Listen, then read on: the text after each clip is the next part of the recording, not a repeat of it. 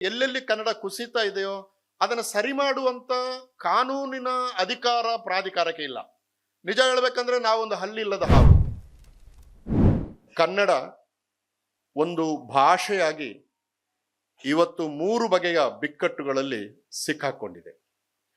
ಒಂದು, ನಾಡಿನ ಒಳಗಡೆಯೇ ಅನೇಕ ಬಿಕ್ಕಟ್ಟುಗಳು ಇವತ್ತು ಹುಟ್ಟಿಕೊಳ್ತಾ ಇವೆ.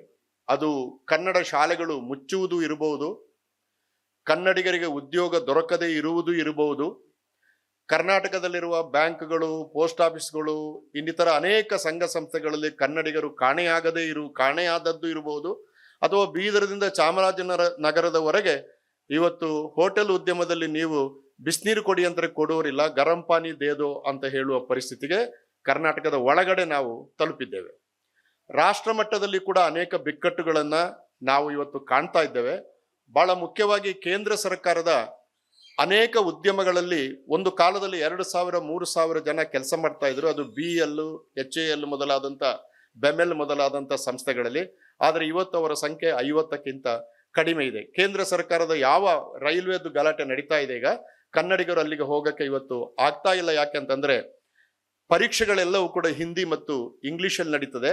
ನಮ್ಮ ಕನ್ನಡ ಭಾಷೆ ಸಂವಿಧಾನದ 8ನೇ ಪರಿಚ್ಛೇದದಲ್ಲಿ ಸೇರಿದ್ರೂ ಕೂಡ ಅದರಲ್ಲಿ ಪರೀಕ್ಷೆಗಳು ನಡೆಯದೇ ಇರುವುದರಿಂದ ಕನ್ನಡಿಗರಿಗೆ ಅಲ್ಲಿ ತೊಂದರೆ ಆಗ್ತಾ ಇದೆ. ಆಮೇಲೆ CBSE ಮೊದಲಾದಂಥ ಶಾಲೆಗಳಲ್ಲಿ ಇವತ್ತು ಕನ್ನಡ 3ನೇ ಭಾಷೆಗೆ ತಳ್ಳಲ್ಪಟ್ಟಿದೆ. 2015ರ ಸಮಗ್ರ ಕನ್ನಡ ಅನುಷ್ಠಾನ ಅಧಿನಿಯಮದ ಪ್ರಕಾರ ಕರ್ನಾಟಕದಲ್ಲಿರುವ ಯಾವುದೇ ಶಾಲೆಗಳಲ್ಲಿ ಕನ್ನಡವನ್ನ 1ನೇ ಅಥವಾ 2ನೇ ಭಾಷೆಯಾಗಿ ಕಲಿಬೇಕು. ಆದರೆ ಇವತ್ತು CBSE ಶಾಲೆಗಳಲ್ಲಿ ಕನ್ನಡ 3ನೇ ಭಾಷೆಯಾಗಿ ಕಲಿಬೇಕು. ಅದಕ್ಕೆ ಆಪ್ಷನ್ ಕೊಟ್ಟಿದ್ದಾರೆ ಸಂಸ್ಕೃತವನ್ನ. ಆದ್ದರಿಂದ ಬಹಳ ಜನ ಸಂಸ್ಕೃತ ತಗೊಂಡ್ರೆ CBSE ಶಾಲೆಗಳಲ್ಲಿ ಇವತ್ತು ಕನ್ನಡವೇ ಇಲ್ಲದಂತ ಪರಿಸ್ಥಿತಿ ನಿರ್ಮಾಣ ಆಗಿದೆ. ಹೀಗೆ ರಾಷ್ಟ್ರ ಮಟ್ಟದಲ್ಲಿ ದೊಡ್ಡ ಮಟ್ಟ ಸಮಸ್ಯೆಗಳನ್ನು ನಾವು ಎದುರಿಸ್ತಾ ಇದ್ದೇವೆ.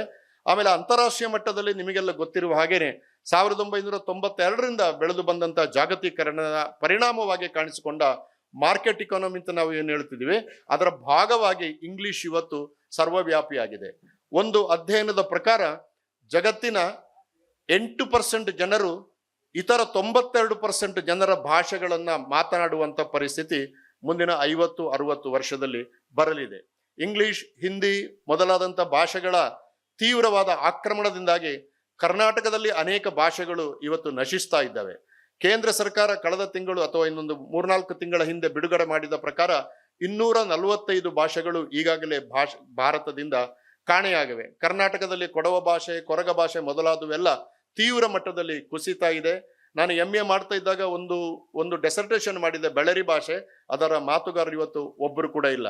ಇಂಥ ಸಂದರ್ಭದಲ್ಲಿ 3 ಬಗೆಯ ಬಿಕ್ಕಟ್ಟುಗಳನ್ನು ಎದುರಿಸ್ತಿರುವಂತ ಭಾಷೆಯನ್ನ ಕೇಂದ್ರದಲ್ಲಿ ಇಟ್ಟುಕೊಂಡು ಕನ್ನಡ ಅಭಿವೃದ್ಧಿ ಪ್ರಾಧಿಕಾರಕ್ಕೆ ಕೆಲಸ ಮಾಡುವುದು ಎಷ್ಟು ಕಷ್ಟ ಎಂಬುದನ್ನ ಹೇಳುವುದಕ್ಕೆ ಇದು ವೇದಿಕೆಯಲ್ಲ.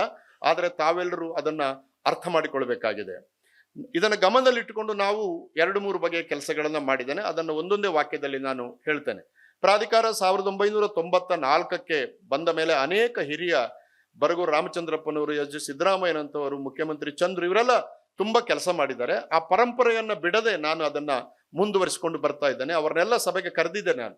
ನೀವು ಏನು ಕೆಲಸ ಮಾಡಿದಿರಿ ಹೇಳಿ, ಅದನ್ನು ನಾನು ಮುಂದುವರಿಸ್ತೀನಿ ಅಂತ. ಹಾಗಾಗಿ ಆ ಲೆಗಸಿ ಕಂಟಿನ್ಯೂ ಆಗ್ತಾ ಇದೆ. ಆದರೆ ಅದರ ಜೊತೆಗೆ ನಾವು ಸರ್ಕಾರ ಯಾಕೆ ಪ್ರಾಧಿಕಾರವನ್ನ ಶುರು ಮಾಡಿತು ಎಂಬುದನ್ನ, ಅದರ ಆಕ್ಟ್ ಅಥವಾ ಅದರ ನಿಯಮಗಳನ್ನು ಅರ್ಥ ಮಾಡಿಕೊಂಡು ನಾವು ಕನ್ನಡ ಅನುಷ್ಠಾನ ರಾಜ್ಯದಲ್ಲಿ ಹೇಗೆ ಆಗ್ತಿದೆ ಎಂಬುದನ್ನು ಪರಿಶೀಲಿಸಿ ಪ್ರತಿ ತಿಂಗಳು ಕೂಡ ಸರ್ಕಾರಕ್ಕೆ ನಾವು ವರದಿಯನ್ನು ಕೊಡ್ತೇವೆ. ಕಳೆದ 1.5 ವರ್ಷದಲ್ಲಿ ನಾನು 26 ಜಿಲ್ಲೆಗಳಿಗೆ ಭೇಟಿ ಕೊಟ್ಟಿದ್ದೇನೆ. ಪ್ರತಿ ಜಿಲ್ಲಾಧಿಕಾರಿಗಳ ಕಚೇರಿಯಲ್ಲಿ ನಮಗೊಂದು ಪ್ರೋಟೋಕಾಲ್ ಇರೋದರಿಂದ ನಾವಲ್ಲಿ ಹೋದ್ರೆ ಎಲ್ಲ ಅಧಿಕಾರಿಗಳು ಕೂಡ ಸಭೆಗೆ ಬರ್ತಾರೆ.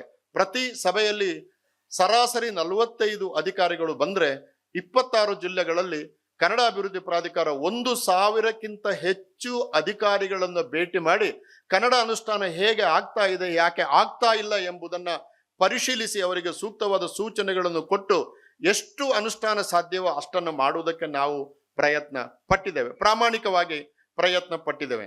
ಇದರ ಆಫ್ಶೂಟ್ ಆಗಿ ಬಂದಿರುವ ಒಂದು ದೊಡ್ಡ ಕೆಲಸ ಏನು ಅಂತಂದ್ರೆ, ನಾವು ಕೆಲಸ ಆರಂಭ ಮಾಡಿದಾಗ ನಾನು ಬಾಲ್ಕಿಯಿಂದ ಕೆಲಸವನ್ನು ಆರಂಭ ಮಾಡಿದೆ, ಬೀದರ್ ಜಿಲ್ಲೆಯ ಬಾಲ್ಕಿಯಿಂದ. ಯಾಕದೊಂದು ಕನ್ನಡ ಮಠ ಆಗಿತ್ತು ಎಂಬ ಕಾರಣಕ್ಕೆ ಅಲ್ಲಿಂದ ನಾವು ಆರಂಭ ಮಾಡಿದ್ವಿ. ಹಾಗೆ ಆರಂಭ ಮಾಡಿದಾಗ ನಮಗೆ ಒಂದು ಮಾಹಿತಿ ಏನು ಸಿಕ್ಕಿತ್ತು ಅಂತಂದ್ರೆ, ಸರ್ಕಾರಿ ಶಾಲೆಗಳು ಅಂತ ಏನಿದೆ ಸುಮಾರು ಸುಮಾರು 100 ವರ್ಷದ ಹಿಂದೆ ಆರಂಭವಾದ ಸರ್ಕಾರಿ ಶಾಲೆಗಳ ಸಂಖ್ಯೆ 3200 ಕರ್ನಾಟಕದಲ್ಲಿದೆ. ಅದೂ ಸೇರಿದ ಹಾಗೆ ಸುಮಾರು 3000 ಶಾಲೆಗಳು ನಡೀತಾ ಇವೆ, ಸರ್ಕಾರಿ ಶಾಲೆಗಳು. ಆದರೆ ಖಾತಾ ಪತ್ರವೇ ಇರಲಿಲ್ಲ.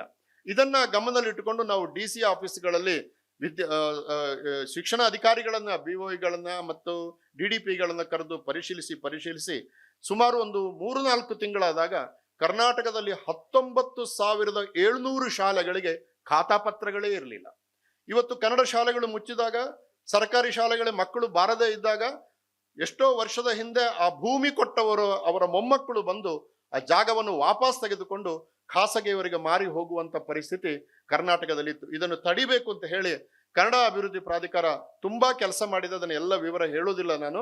ಅದರ ಪರಿಣಾಮವಾಗಿ ಇವತ್ತು ಖಾತಾ ಇಲ್ಲದ ಶಾಲೆಗಳ ಸಂಖ್ಯೆ 800ಕ್ಕೆ ಇಳಿದಿದೆ. ಅಂದ್ರೆ ಸುಮಾರು 19,000 ಶಾಲೆಗಳಿಗೆ ಖಾತಾ ಪತ್ರ ಆಗುವ ಹಾಗೆ ಮಾಡಿದ್ದೇವೆ. ಶಾಲೆ ಇರಲಿ, ಶಾಲೆ ಮುಚ್ಚಲಿ, ಶಾಲೆಗಿರುವ ಮಣ್ಣಾದ್ರೂ ಸರ್ಕಾರದ ಹೆಸರಿನಲ್ಲಿ ಇರಲಿ ಎಂಬ ಒಂದು ಬಗೆಯ ಕೆಲಸಗಳನ್ನ ನಾವು ಮಾಡಿದ್ದೇವೆ. ಸುಮಾರು 1,000 ಶಾಲೆಗಳಿಗೆ ಕೋರ್ಟ್ನಲ್ಲಿ ಇರೋದರಿಂದ ಅದನ್ನ ನಮಗೆ ಖಾತಾ ಪತ್ರವನ್ನ ಮಾಡಲಿಕ್ಕೆ ಆಗಲಿಲ್ಲ. ಈ ತರದ ಕೆಲಸಗಳು ಆಗಿದೆ. ಇದರ ಜೊತೆಗೆ ಶಿಕ್ಷಣ ಇಲಾಖೆಯಲ್ಲಿ ಕನ್ನಡ ಕುಸಿಯುತ್ತಾ ಇರುವುದು ನಿಮಗೆ ಎಲ್ರಿಗೂ ಕೂಡ, ಶಿಕ್ಷಣ ಇಲಾಖೆ ನಂದಲ್ಲ. ಶಿಕ್ಷಣ ಇಲಾಖೆಗೆ ಒಬ್ಬರು ಮಂತ್ರಿ ಇರ್ತಾರೆ, ಕಮಿಷನರ್ ಇರ್ತಾರೆ, ಸೆಕ್ರೆಟರಿ ಇರ್ತಾರೆ. ಬಹಳ ದೊಡ್ಡ ಡಿಪಾರ್ಟ್ಮೆಂಟ್ ಅದು. ನಾವು ಕನ್ನಡ ಅಭಿವೃದ್ಧಿ ಪ್ರಾಧಿಕಾರದಲ್ಲಿರೋದು 3 ಜನ, ನಾನು, ನಮ್ಮ ಸೆಕ್ರೆಟರಿ, ಇಲ್ಲಿ ಫಣಿಕುಮಾರ್ ಇದ್ದಾರೆ, 3 ಜನ. ಆದ್ರೆ ಶಿಕ್ಷಣ ಇಲಾಖೆ ಬಹಳ ದೊಡ್ಡದು. ಅಲ್ಲಿ ಕನ್ನಡ ಕುಸಿದ್ರೆ ಬಹಳ ಕಷ್ಟ.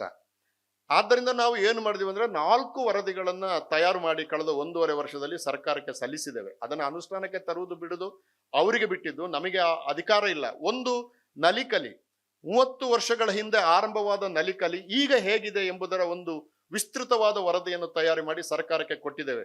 3ನೇ ಕ್ಲಾಸಿನವರೆಗೆ ನಲಿಕಲಿಯಲ್ಲಿ ಓದಿ 4ನೇ ಕ್ಲಾಸಿಗೆ ಕನ್ನಡದ ಮಕ್ಕಳು ಬರುವಾಗ ಅವರಿಗೆ ಈ ಗುರುತು ಹಿಡಿಯಕ್ಕೆ ಆಗಲ್ಲ.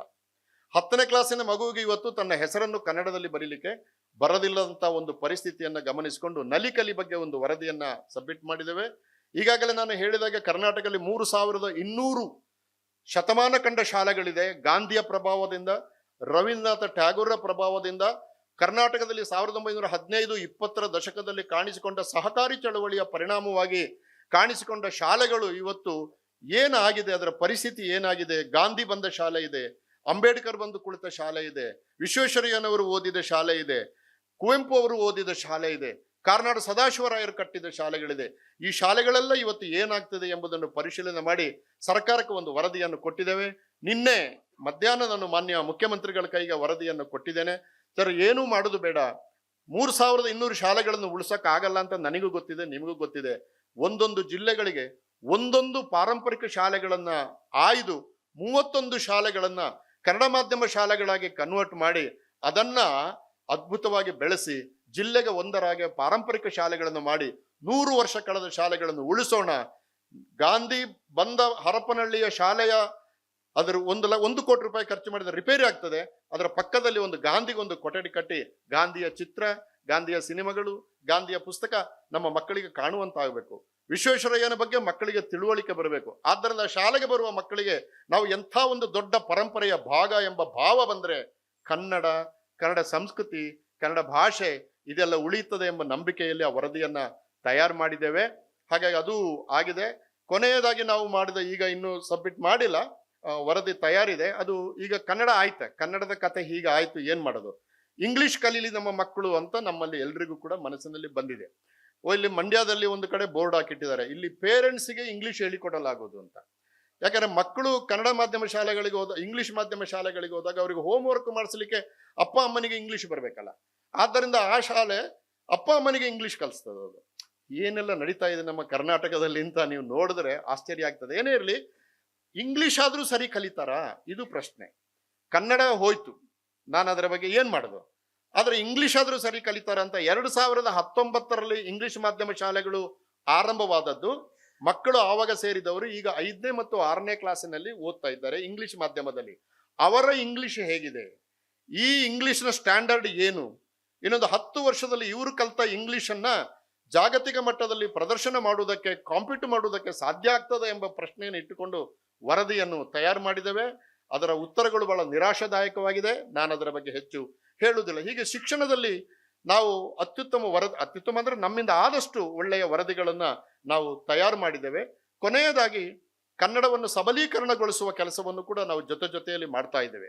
ಬರೀ ಸರ್ಕಾರಿ ಅಧಿಕಾರಿಗಳಷ್ಟೇ ಮಾತ್ರ ಅಲ್ಲ, ನಾವೊಬ್ರು ಜಯಪ್ರಕಾಶ್ ಗೌಡ್ರಂಥವ್ರ ಜೊತೆ ಸೇರ್ಕೊಂಡು ನಾವೆಲ್ಲ ವಿದ್ವತ್ತು ವಲಯದಲ್ಲಿ ಭಾಷೆಯನ್ನ ಗಟ್ಟಿ ಮಾಡುವುದು ಹೇಗೆ ಅಂತ ಪ್ರಶ್ನೆ ಮಾಡಿಕೊಂಡು ಕನ್ನಡ ಭಾಷೆಯನ್ನ ರೂಪಿಸಿದ ಶಕ್ತಿಗಳು ಯಾವುದು ಎಂಬುದನ್ನ ಅರ್ಥ ಮಾಡಿಕೊಂಡು ಈ ಕನ್ನಡದ ಒಳಗಡೆ ಬೌದ್ಧ ಧರ್ಮ ಪ್ರವೇಶ ಮಾಡಿದೆ, ಜೈನ ಧರ್ಮ ಪ್ರವೇಶ ಮಾಡಿ ಕ್ಲಾಸಿಕಲ್ ಕನ್ನಡ ಲಿಟರೇಚರ್ ಕೊಟ್ಟಿದೆ, ಪರ್ಷಿಯನ್ ಭಾಷೆ ಎಂಟರ್ ಆಗಿದೆ, ಕ್ರಿಶ್ಚಿಯಾನಿಟಿ ಎಂಟ್ರಿ ಆಗಿದೆ. ಇದರ ಜಿಯೋ ಪೊಲಿಟಿಕಲ್ ಕಾರಣದಿಂದಾಗಿ ಕರ್ನಾಟಕದ ಒಳಗಡೆ ಇವತ್ತು 290 ಭಾಷೆಗಳಿದೆ. ಕರ್ನಾಟಕದಲ್ಲಿ ಇವತ್ತು 290 ಭಾಷೆಗಳಿದೆ. ಅದ್ರಲ್ಲಿ ಕನ್ನಡ ಕೂಡ ಬಹಳ ಮಹತ್ವದ ರಾಜ್ಯ ಭಾಷೆ. ಈ ಎಲ್ಲ 290 ಭಾಷೆಗಳಿದೆ ಅಂದ್ರೆ 290 ಸಂಸ್ಕೃತಿಗಳು ಕರ್ನಾಟಕದ ಒಳಗಡೆ ಇದೆ ಅಂತ ಅರ್ಥ. ಈ ಸಂಸ್ಕೃತಿಗಳು ರೂಪಿಸಿದ ಕನ್ನಡ ಭಾಷೆಯ ಗುಣಗಳು, ನಾನದನ್ನ ಸೌಹಾರ್ದ ಸಂಸ್ಕೃತಿ ಅಥವಾ ಸಮನ್ವಯ ಸಂಸ್ಕೃತಿ ಅಂತ ಹೇಳಿ, ಈ ಸಂಸ್ಕೃತಿಯ ಬಗೆಗೆ 100 ಪುಸ್ತಕಗಳನ್ನು ತಯಾರಿ ಮಾಡುವ ಉದ್ದೇಶವನ್ನ ಇಟ್ಟುಕೊಂಡು ಅದು ಹೈಸ್ಕೂಲ್ ಮತ್ತು ಕಾಲೇಜಿನ ಮಕ್ಕಳಿಗೆ ಅರ್ಥವಾಗುವ ಭಾಷೆಯಲ್ಲಿ ಬರೆಸಿ ಅದರಲ್ಲಿ 41 ಪುಸ್ತಕಗಳು ಈಗಾಗಲೇ ಬಿಡುಗಡೆಯಾಗಿ ಶಾಲೆಗಳನ್ನ ಓದುಗರನ್ನು ತಲುಪುತ್ತಾ ಇವೆ. ಮುಂದಿನ 59 ಪುಸ್ತಕಗಳು ಮಾನ್ಯ ಸಿದ್ದರಾಮಯ್ಯನವರು ಅದನ್ನ ಏಪ್ರಿಲ್ 15ನೇ ತಾರೀಕಿಗೆ ಬಿಡುಗಡೆ ಮಾಡಿದ್ರು. ಮುಂದಿನ 59 ಪುಸ್ತಕಗಳು ನವೆಂಬರ್ 1ಕ್ಕೆ ಬಿಡುಗಡೆ ಆಗ್ತದೆ. ಬಹಳ ಮುಖ್ಯವಾದ ಇನ್ನೊಂದು ಪಬ್ಲಿಕೇಶನ್, ಅದರ ಬಗ್ಗೆ ನಾರಾಯಣ್ ಮಾತಾಡ್ತಾರೆ, ಸನ್ಮಾನ್ಯ ನ್ಯಾಯಮೂರ್ತಿಗಳು ಮಾತಾಡ್ತಾರೆ. ಅದು ಸಂವಿಧಾನ. ನಮ್ಮ ಬದುಕಿನ ಕೇಂದ್ರದಲ್ಲಿ ಸಂವಿಧಾನ ಅಂತ ಇದ್ರೆ, ಸಂವಿಧಾನ ಭಾರತೀಯ ಭಾಷೆಗಳ ಬಗ್ಗೆ ಏನು ಹೇಳಿದೆ, ಸಂವಿಧಾನ ಸಮಿತಿ ಚರ್ಚೆಯ ಸಂದರ್ಭದಲ್ಲಿ, ಸಂವಿಧಾನ ಕಮಿಟಿಯಲ್ಲಿ ಭಾಷೆಗಳ ಬಗ್ಗೆ ಏನೇನು ಚರ್ಚೆ ಆಗಿದೆ, ತಮಿಳರು ಏನು ಹೇಳಿದ್ರು, ಒರಿಸ್ಸಾದವರು ಏನು ಹೇಳಿದ್ರು, ಸಂಸ್ಕೃತದ ಪರವಾಗಿರುವವರು ಏನು ಹೇಳಿದ್ರು, ಇದನ್ನೆಲ್ಲವನ್ನು ಕೂಡ ತಂದು ಆಮೇಲೆ ಸಂವಿಧಾನದಲ್ಲಿ ಭಾಷೆಗೆ ಸಂಬಂಧಪಟ್ಟ 8ನೇ ಪರಿಚ್ಛೇದ ಏನು ಹೇಳ್ತದೆ, 8ನೇ ಪರಿಚ್ಛೇದದಲ್ಲಿ ಮೊದಲು 14 ಭಾಷೆ ಇತ್ತು, ಆಮೇಲೆ 18 ಆಯ್ತು, ಈಗ 22 ಇದೆ. ಯಾವ ಆಧಾರದ ಮೇಲೆ ಈ ಭಾಷೆಗಳನ್ನ ಸೇರಿಸಿತು, ಇವುಗಳನ್ನೆಲ್ಲವೂ ಕೂಡ ತಿಳ್ಕೊಳ್ಬೇಕು ನಾವು. ಯಾಕಂದ್ರೆ ಭಾಷೆಯಲ್ಲಿ ಕೆಲಸ ಮಾಡುವವರಿಗೆ ಕೇಂದ್ರವಾದ ಸಂವಿಧಾನ ಏನು ಹೇಳ್ತದೆ ಅಂತ ಗೊತ್ತಿರಬೇಕು ಎಂಬುದನ್ನು ಇಟ್ಟುಕೊಂಡು 251B, 253 ಹಿಂದಿಗೆ ಸಂವಿಧಾನ ಕೊಟ್ಟಿರುವಂತಹ ಸಂಪೂರ್ಣವಾದ ಬೆಂಬಲ, ಇತರ ಭಾಷೆಗಳಿಗೆ ಬೆಂಬಲ ಇಲ್ಲದೆ ಇರುವುದು, ಇವುಗಳೆಲ್ಲವನ್ನು ಕೂಡ ಅರ್ಥ ಮಾಡಿಕೊಳ್ಳುವುದಕ್ಕೆ ಈ ಪುಸ್ತಕವನ್ನ ತಂದಿದ್ದೇವೆ. ಇದೆಲ್ಲ ಕನ್ನಡವನ್ನು ಸಬಲೀಕರಣಗೊಳಿಸುವ ಕೆಲಸ. ಇದರ ಜೊತೆಗೆ ಇನ್ನೊಂದು ಕೆಲಸ ಮಾಡ್ತಾ ಇದ್ದೀವಿ ನಮ್ಮ ದಾಕ್ಷಾಯಿಣಿಯವರ ನೇತೃತ್ವದಲ್ಲಿ. ಅದು LGBTQ ಪದಕೋಶ.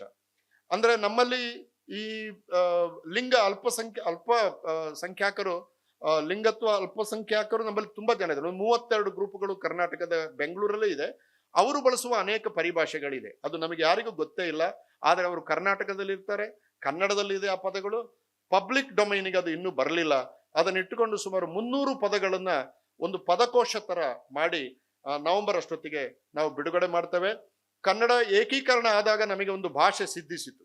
1956ಕ್ಕೆ ಏಕೀಕರಣ ಆದಾಗ ಅಖಿಲ ಕರ್ನಾಟಕಕ್ಕೆ ಕಮ್ಯುನಿಕೇಟ್ ಆಗುವಂತ, ಸಂವಹನವಾಗುವಂತ ಒಂದು ಭಾಷೆಯನ್ನು ನಾವು ಸಿದ್ಧಿಸಿಕೊಂಡೆವು. ಅದು ನಮಗೆ ಅಗತ್ಯ ಕೂಡ ಇತ್ತು. ಪುಸ್ತಕಗಳಲ್ಲಿ, ಪತ್ರಿಕೆಗಳಲ್ಲಿ ಆ ಭಾಷೆಯನ್ನು ನಾವು ಬಳಸಿದೆವು. ಹೀಗೆ ಮಾಡಿದಾಗ ಪ್ರಾದೇಶಿಕ ಕನ್ನಡ ಏನಾಯಿತು, ಆಯಾ ಪ್ರದೇಶದಲ್ಲಿರುವಂತ ಕನ್ನಡ ಏನಾಯಿತು, ಆ ಕನ್ನಡ ನಮ್ಮ ಡಿಕ್ಷನರಿಗಳಿಗೆ ಬಂದಿದೆಯಾ, ನಮ್ಮ ಸಾಹಿತ್ಯಕ್ಕೆ ಬಂದಿದೆಯಾ ಅಂತ ಪ್ರಶ್ನೆ ಹಾಕೊಂಡು, ನಮಗೆ ಇಡೀ ಕರ್ನಾಟಕದ ಪ್ರಾದೇಶಿಕ ಕನ್ನಡದ ಬಗ್ಗೆ ನಿಘಂಟುಗಳನ್ನು ಮಾಡುವಷ್ಟು ಸಮಯವೂ ಇಲ್ಲ, ಅನುದಾನವೂ ಇಲ್ಲ. ಆದರೆ ಒಂದು ಪ್ರದೇಶ, ಹೊಸನಗರ ಭಾಗದ ಆಯ್ದು ಗನಗದೀರ ಅಂತ ಒಂದು ಪ್ರಾದೇಶಿಕ ಪದಕೋಶವನ್ನ, ಸಾಂಸ್ಕೃತಿಕ ಪದಕೋಶ, ಅದು ಬರೀ ಪದಗಳು ಮಾತ್ರ ಅಲ್ಲ, ಒಂದು ಪದದ ಬಗ್ಗೆ ಅರ್ಧ ಪುಟ ವ್ಯಾಖ್ಯಾನ ಕೂಡ ಇರ್ತದೆ. ಅದು ಇನ್ನೊಂದು ತಿಂಗಳಲ್ಲಿ ತಯಾರಾಗ್ತದೆ. ಹೀಗೆ ನಾವು ಕನ್ನಡವನ್ನು ಸಬಲೀಕರಣಗೊಳಿಸುವ ಪ್ರಕಟಣಾ ಕೆಲಸದಲ್ಲಿ ಇರ್ತೀವಿ. ಸರ್ಕಾರದ ಆದೇಶದ ಪ್ರಕಾರ ಕನ್ನಡ ಅನುಷ್ಠಾನ ಹೇಗೆ ಆಗ್ತದೆ ಅಂತ ನೋಡ್ತಾ ಇದ್ದೀವಿ. ಅದರ ಜೊತೆಗೆ ಎಲ್ಲೆಲ್ಲಿ ಕನ್ನಡ ಕುಸಿತಾ ಇದೆಯೋ ಅದನ್ನು ಸರಿ ಮಾಡುವಂತ ಕಾನೂನಿನ ಅಧಿಕಾರ ಪ್ರಾಧಿಕಾರಕ್ಕೆ ಇಲ್ಲ. ನಿಜ ಹೇಳ್ಬೇಕಂದ್ರೆ ನಾವೊಂದು ಹಲ್ಲಿಲ್ಲದ ಹಾವು, ಯಾರ ಮೇಲೆ ಏನು ಆಕ್ಷನ್ ತಗೊಳಕ್ಕಾಗಲ್ಲ. ಆದ್ರೆ ಇದು ಹಿಂಗಿದೆ ಅಂತ ನಾವು ಅಬ್ಸರ್ವ್ ಮಾಡುವ ಅಧಿಕಾರ ನಮಗೆ ಸರ್ಕಾರ ಕೊಟ್ಟಿದೆ. ಅದನ್ನು ನಾವು ಮಾಡ್ತಾ ಇದ್ದೇವೆ. ಗೆಳೆಯರೇ, ನಿಮ್ಮೆಲ್ಲರ ಬೆಂಬಲ ಇರಲಿ. ಇಕ್ಕಟ್ಟಲ್ಲಿ ಇದೆ ಕನ್ನಡ ಎಂಬುದು ನಿಜ. ಅಂದ್ರೆ ಬೇರೆ ಬೇರೆ ಕಡೆ ಬೆಳೀತಾ ಇಲ್ಲ ಅಂತ ನಾನು ಹೇಳ್ತಾ ಇಲ್ಲ. ಆದ್ರೆ ನಮ್ಮ ಪಠ್ಯಪುಸ್ತಕಗಳು, ನಾನು ಮೊನ್ನೆ 2ನೇ ಕ್ಲಾಸಿನ ಪಠ್ಯಪುಸ್ತಕ ನೋಡ್ತಾ ಇದೆ, 104 ಪುಟ ಇದೆ. 2ನೇ ಕ್ಲಾಸಿನ ಗ್ರಾಮರ್ ಪುಸ್ತಕ 104 ಪುಟ ಇದೆ. ನಾನು ಹೇಳ್ತೀನಿ, ಆ ಪುಸ್ತಕವನ್ನು ಇಟ್ಟುಕೊಂಡು MA ಓದುವ ವಿದ್ಯಾರ್ಥಿಗಳಿಗೆ ಪರೀಕ್ಷೆ ಮಾಡಿದ್ರೆ 50% ಮಕ್ಕಳು ಫೈಲ್ ಆಗ್ತಾರೆ. ಇಂಥ ಪಠ್ಯವನ್ನು ನಾವು 2ನೇ ಕ್ಲಾಸಿಗೆ ಇಟ್ಟಿದ್ದೀವಿ. ಕನ್ನಡ ಏನಾಗಬೇಕು? ಸೊ ಇದು ಎಲ್ಲ ರಿಪೇರ್ ಆಗಬೇಕಾದ್ರೆ ತುಂಬ ಕೆಲಸ ಮಾಡಬೇಕಾಗ್ತದೆ. ಅಷ್ಟು ಅವಧಿ ನಮಗಿಲ್ಲ. ಆದರೆ ನಮ್ಮ ಅವಧಿಯಲ್ಲಿ ಸರ್ಕಾರ ಕೊಟ್ಟ ಸಂದರ್ಭವನ್ನು ಉಪಯೋಗಿಸಿಕೊಂಡು ಎಷ್ಟು ಮಾಸ್ಟರ್ ವರ್ಕ್ ಮಾಡ್ತಾ ಇದ್ದೇನೆ.